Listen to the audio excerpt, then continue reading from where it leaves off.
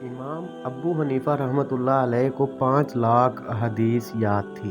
ایک دن انہوں نے اپنے بیٹے حماد کو بلایا اور نصیحت کرتے ہوئے فرمایا کہ بیٹے، میں آپ کو 5 لاکھ احادیث کا نچوڑ صرف 5 احادیث میں بیان کر رہا ہوں۔ پہلی، نبی اکرم صلی اللہ علیہ وسلم نے فرمایا، اعمال کا دار و مدار نیتوں پر ہے۔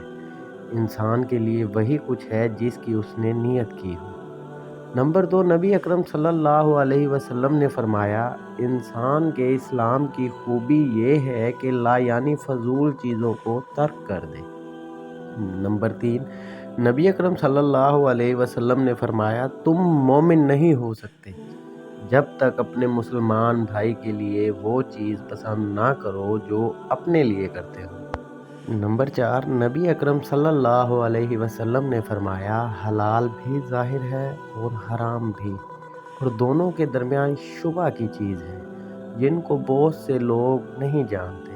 سو جو شخص شبہات سے بچا اس نے دین محفوظ کر لیا، اور جو شخص شبہات میں پڑ گیا وہ حرام میں پڑ جائے گا۔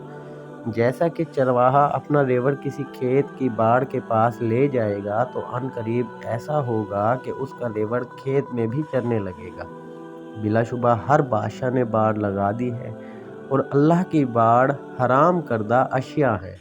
اور آخری، نبی اکرم صلی اللہ علیہ وسلم نے فرمایا، کامل مسلمان وہ ہے جس کے ہاتھ اور زبان سے کسی مسلمان کو تکلیف نہ پہنچے۔